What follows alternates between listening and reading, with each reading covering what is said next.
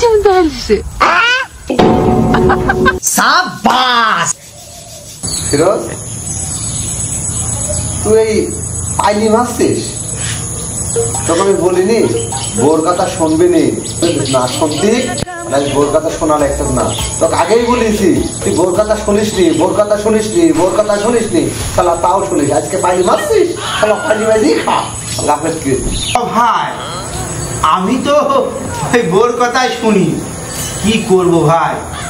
এই থালা বাসন মাঝি আবার গোয়ালু আবার আছে সাফ করতে হবে তো তুই কি বোর কথা শুনিস নি হ্যাঁ তুই খুব সাধু না তোর হাতে এই